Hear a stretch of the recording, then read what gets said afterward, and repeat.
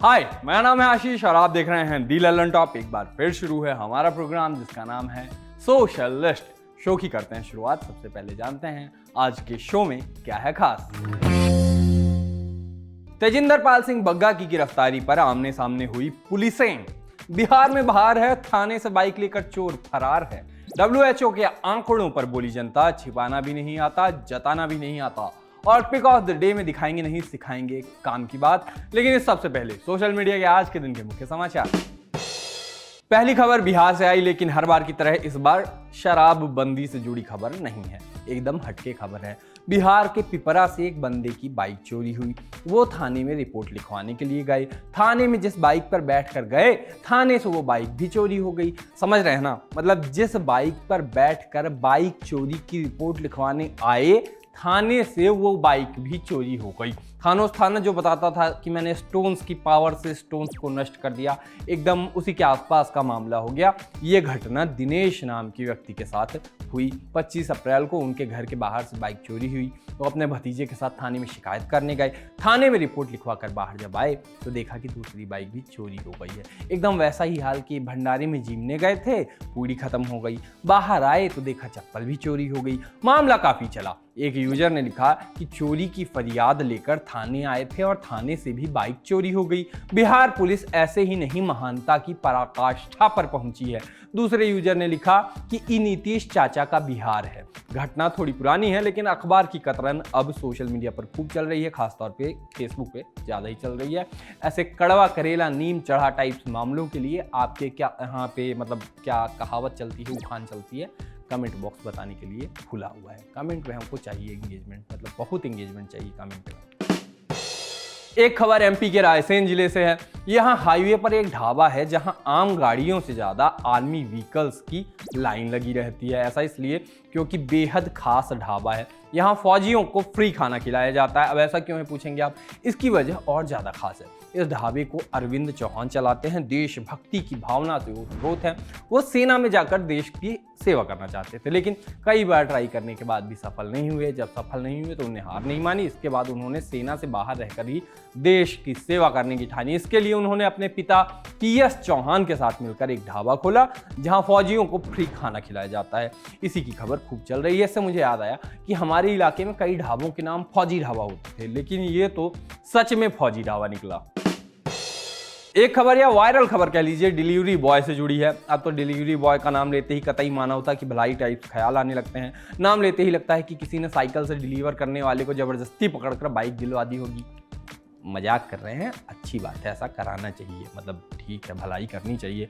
या फिर किसी कस्टमर ने डिलीवरी बॉय को गर्मी में पानी के लिए पूछ लिया होगा, पोस्ट वायरल हो गई, ऐसा मामला लगता है डिलीवरी बॉय का नाम लेते ही। लेकिन इस बार मामला एकदम अलग है। सोशल मीडिया पर दावा किया जा रहा है कि एक लड़के ने स्विगी के जरिए CCD से ऑर्डर किया। डिलीवरी बॉय आलसी था तो उसने एक ऐसा काम किया जो अब वायरल हो रहा है। डिलीवरी बॉय ने खुद सामान डिलीवर करने के बजाय डंजो सर्विस से सामान डिलीवर कर दिया। मामला काफी चल रहा है। मामला एकदम स्मार्ट वर्क का है। जनता डेढ़ सियानी हो रखी है। एक यूजर ने लिखा कि ऐसा केवल बेंगलोर में ही हो सकता है। एक दूसरे यूजर ने लिखा कि कुछ दिन तो गुजारिए हमारे बेंगलोर में। बाकी असल में क्या सच्चाई है, कुछ गहराई में पता लगेगा तो और कभी बताएंगे। बहुत लंबा जीवन है, बहुत समय है आपके पास और बहुत समय है हमारे पास भी। लेकिन सच में ऐसा कुछ हुआ हो तो ये एक शानदार स्टार्टअप आइडिया हो सकता है। मैं डिलीवरी बॉयज के लिए एक ऐसा ऐप बनाऊंगा जिसमें वो ऐप पर डिलीवरी आने पे दूसरे ऐप से डिलीवरी करा पाएंगे। सोचिए, 3 लोगों को रोजगार मिलेगा। पहले वो, दूसरा जो डिलीवरी करेगा और तीसरा मैं। अब चलते हैं आज के दिन के और बड़े ट्रेंड्स की ओर। दिन की बड़ी खबर बीजेपी नेता तेजिंदर पाल सिंह बग्गा से जुड़ी हुई आई। शुक्रवार सुबह पंजाब पुलिस दिल्ली आई और बीजेपी के नेता तेजिंदर बग्गा को घर से गिरफ्तार कर ले गई। बग्गा पर दिल्ली CM केजरीवाल के खिलाफ आपत्तिजनक बातें लिखने के आरोप हैं। बग्गा की गिरफ्तारी मामले में दिल्ली पुलिस ने पंजाब पुलिस पर किडनैपिंग का केस दर्ज कर लिया। पंजाब पुलिस बग्गा को दिल्ली से मोहाली लेकर जा रही थी, लेकिन कुरुक्षेत्र में उसे हरियाणा पुलिस ने रोक लिया। इसके बाद हरियाणा पुलिस ने बग्गा को दिल्ली पुलिस को सौंप दिया। मतलब पहली पुलिस ने अरेस्ट किया, दूसरी ने पहली के खिलाफ किडनैपिंग का केस दर्ज किया और फिर तीसरी ने पहली पुलिस को की गाड़ी को रोककर दूसरी को सौंप दिया। पुलिसिंग के लिहाज से आज का दिन भारत में याद रखा जाएगा। इतनी पुलिसिंग तो इंडिया में बस मोरल पुलिसिंग ही होती है। मतलब गजब का माहौल हो गया देश में। एकदम वैसी फीलिंग आ रही है जैसे सिंघम, सूर्यवंशी और सिम्बा तीनों एक दूसरे के खिलाफ खड़े हो गए हों। ट्विटर पर तेजिंदर बग्गा, पंजाब पुलिस और I stand with Tejinder Bagga trend करने लगे। लोगों ने केजरीवाल को काफी सुनाया। लोगों ने लिखा कि पहली बार पुलिस हाथ आने के बाद केजरीवाल बौखला गए हैं। कुछ ने उन्हें सत्ता का दुरुपयोग करने वाला बता दिया। एक यूजर ने लिखा कि यह तो अच्छा हुआ कि तेजिंदर केस में हरियाणा दिल्ली पुलिस तुरंत हरकत में आ गई। बग्गा तो वाटर टेस्टिंग था जिसमें केजरीवाल सफल नहीं हुए। अगर हो जाते तो अगली बार बीजेपी के बड़े बड़े नेताओं को भी पंजाब पुलिस से उठवा लेते। एक दूसरे यूजर ने लिखा कि तेजिंदर बग्गा को अरेस्ट करके केजरीवाल खुद को बीजेपी और मोदी को आड़े हाथों लेने वाला इकलौता नेता दिखाना चाहते थे, लेकिन मूव बैकफायर कर सकता है। दिल्ली का बड़ा vote bank Sikh voter Bagga के पिता के आरोप नहीं भूलेगा। कुछ लोगों ने इसे जिग्नेश मेवाणी से जोड़ दिया। एक यूजर ने लिखा कि जिग्नेश मेवाणी की अवैध गिरफ्तारी का जश्न मनाने वाले अब बग्गा की गिरफ्तारी पर रो रहे हैं और इसे लोकतंत्र की मौत कह रहे हैं। बाकी बचे लोगों में से कुछ ने मौज भी ली। एक ने लिखा कि चोर पुलिस बहुत देखा, पुलिस पहली बार देख रहे हैं। तेजिंदर बग्गा दिल्ली के लिए रवाना हो गए हैं। उधर पंजाब पुलिस हिरासत में है और बग्गा जी छूट गए हैं। एक दूसरे यूजर ने लिखा कि अगली बार तेजिंदर बग्गा को गिरफ्तार करने के लिए पंजाब पुलिस हेलीकॉप्टर से आएगी। मामला काफी बड़ा, मतलब पंजाब पुलिस का हाल तो एकदम रिश्तेदारों जैसा हो गया है। लोग कह रहे हैं कि अब वो कहीं भी घुस जाते हैं। स्टीरियोटाइप है, गढ़ देते हैं लोग। चर्चा WHO की भी खूब हुई। उसने अपनी रिपोर्ट में बताया कि कोरोना के कारण 2 सालों में भारत में करीब 47 लाख लोगों की मौत हुई है। ये संख्या इसलिए ज़्यादा लोगों का ध्यान खींच रही है क्योंकि ये भारत सरकार के आंकड़ों से करीब 10 गुना ज़्यादा है। भारत सरकार ने संगठन के आंकड़ों पर आपत्ति जता दी। कहा कि संगठन का गणना करने का तरीका सही नहीं है। आंकड़े आते ही लोगों ने भी अपनी बात कहना शुरू कर दिया। एक यूजर ने लिखा कि अब तो हर वो खबर झूठी है जो सरकारी आंकड़ों को झूठा साबित करे। एक और यूजर ने लिखा कि भारत में कोरोना से 47 लाख मौतें हुई जबकि सरकार ने आंकड़े में केवल 4 लाख बतला, देश को झूठ बतलाया। तो भारत का डंका नहीं, भारत की लंका लगाई जा रही है। वैसे इस सरकार का आंकड़ों से 36 का आंकड़ा है कह सकते हैं, या 56 का आंकड़ा है, ये ज्यादा अच्छे से कह सकते हैं। कोरोना वाले आंकड़े को गलत बता ही दिया। एक दूसरे आंकड़े को लेकर भी खासा कुछ हुआ। इसी हफ्ते खबर आई थी कि प्रेस फ्रीडम इंडेक्स में भारत 8 स्थान गिरकर 142 से 150वें स्थान पर आ गया है। इस बात से जितना बुरा पत्रकारों को नहीं लगा उतना नेताओं को लग गया। बीजेपी नेता प्रकाश जावड़ेकर ने एक ट्वीट किया और लिखा कि ये कथित सर्वे जिसने हमारे देश को नीचा दिखाया है वो भारत को बदनाम करने की साजिश है। यह संस्थान कुछ चुनिंदा पत्रकारों और विशेषज्ञों से फीडबैक लेकर रैंकिंग तय करता है। मतलब आलम ऐसा है कि जिस बात से सरकार पर सवालिया निशान लगे वो बात देश की छवि गिराने वाली हो जाती है। काफी मतलब यूज्ड टू हो गई जनता इस बात से। ट्वीट के साथ ही प्रकाश जावड़ेकर ने एक फोटो शेयर की जिसमें कई देशों की रैंकिंग और कुछ बातें लिखी थी। इन्हीं में से एक बात थी कि न्यूयॉर्क टाइम्स के मालिक जेफ बेजोस हैं। यहाँ पर प्रकाश जावड़ेकर गलती से मिस्टेक कर गए।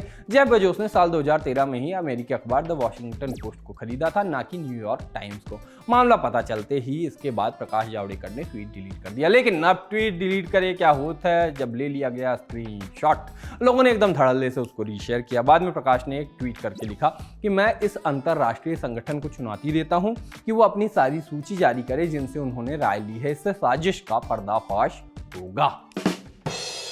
एक ट्वीट चला IRAS प्रशांत अरोड़ा का। प्रशांत ने लिखा, जब भी कोई ऑफिसर ट्विटर पर इस सब्जी को आपके यहाँ क्या कहते हैं लिखे तो एलन मस्क को उससे 1000 रुपए, और जब लिखे कि हो कहीं भी आग लेकिन आग होनी चाहिए तो उससे 5000 रुपए लेने चाहिए। उनका ट्वीट काफी चला और चलते चलते उन्हीं IAS ऑफिसर के पास पहुंचा जो अक्सर ऐसे पोस्ट करते हैं। ट्वीट के रिप्लाई में कई लोगों ने IAS अवनीश शरण को टैग कर दिया। अवनीश शरण ने इस ट्वीट पर पहले तो प्रशांत की गलती सुधारी। लिखा कि शायरी में होनी नहीं जलनी होगा, एकदम हीरे की परख तो जौहरी ही जानता है टाइप मामला है। एक दूसरे यूजर के रिप्लाई में लिखा कि ट्विटर का इस्तेमाल काम दिखाने के लिए नहीं करता। मतलब कहीं पुलिस लड़ रही है तो कहीं सिविल सर्वेंट कटहल और आग में भिड़े पड़े हैं। मतलब भिड़े पड़े हैं क्या कहना, और रिप्लाई खेल रहे हैं। वैसे इनको सीखना तो झारखंड की IAS पूजा सिंघल से कुछ नहीं चाहिए क्योंकि उनके CA के घर से 17 करोड़ रुपए से ज्यादा कैश मिला है और अभी भी गिनाई चल रही है। लोग कह रहे हैं कि टीवी एंकर से पूछो कि जब नोट में चिप लगी थी तो इतने नोट एक साथ आ गए, रखा गए,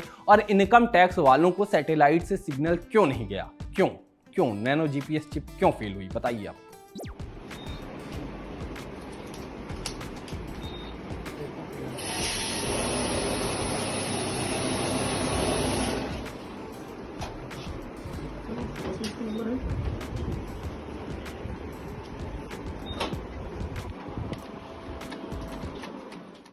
देने वाला जब भी देता है छप्पर फाड़ के। ये महज गाना नहीं है बल्कि कई लोगों की सच्चाई है। 40 रुपए की टीम लगाकर 1 करोड़ जीत जाते हैं लोग। मैगी खोलो तो 2 मसाला पैकेट निकल आते हैं, और तो और नींबू पर क्रश का नाम लिखने से सच्चा प्यार तक मिल जाता है।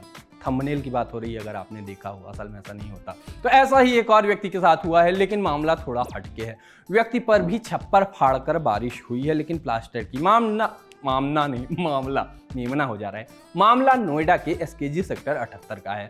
यहाँ एक व्यक्ति का फ्लैट है। बंदे पर अचानक से पूरी की पूरी छत का एक हिस्सा टूटकर गिर गया। वो ट्वीट करके शिकायत कर रहे हैं।